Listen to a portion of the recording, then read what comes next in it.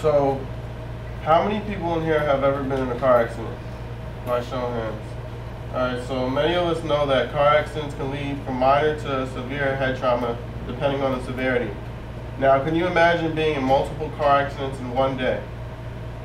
Well, this is a reality for many NFL players, where the world's strongest and fastest athletes are colliding with each other throughout the course of the game, and concussions are bound to happen. Here are some images of collisions during an NFL game.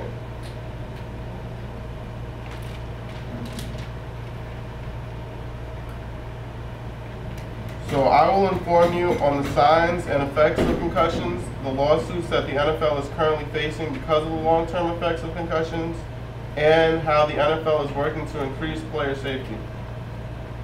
First of all, what is a concussion? A concussion is a minor traumatic brain injury that may occur when the head hits an object or a moving object strikes the head. Some symptoms can be headache, feeling drowsy, feeling dizzy, or feeling nauseous. One fact that I read in a physical medicine book that specified on sports injuries was that after a player suffers their first concussion, they are 4 times more likely to suffer another concussion. Moving on. The NFL is currently facing many lawsuits from former players and their families. These lawsuits indicate that the NFL was misleading and hid some information they knew about the long-term effects of players that have concussions and their safety in the long run. One family that filed a lawsuit against the NFL is Dave Durson's family. Dave Durson is a former NFL player who last year, at the age of 50, committed suicide by shooting himself in the chest. He shot himself in the chest so that his brain could be studied. When the researchers at Boston College studied his brain, they found out he suffered from a disease called CTE. CTE stands for chronic traumatic encephalopathy. It is a condition that is caused from suffering a high number of concussions and causes depression and suicidal thoughts in older athletes. The Boston College researchers also researched 14 other deceased NFL players, and out of these 14 players, 13 of them suffered from the disease CTE. Now, you may ask yourself, in a game so violent and vicious, how is the NFL trying to improve their player safety?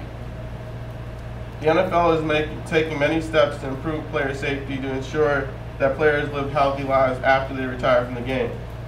One way they're doing this is moving the start of the kickoff. 2 years ago, the kickoff used to start at the 30-yard line, but last year they moved it up to the 35-yard line. 2 years ago, there were 35 concussions that occurred during kickoffs, while last year there were 20. So by moving the start of the kickoff up 5 yards, this increases the amount of touchbacks, which decreases the amount of collisions that happen during the game, which in turn decreases the amount of concussions that players suffer.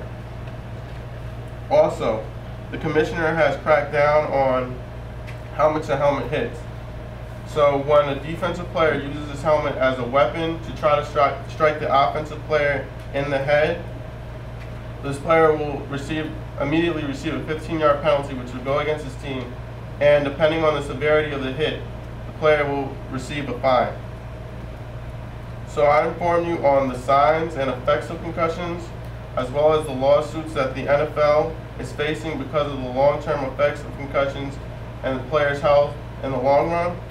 And lastly, I told you how the NFL is working to increase player safety. So when you're watching the NFL during Thanksgiving with your family, think about the little car accidents that are occurring during every play during the game. Thank you for listening.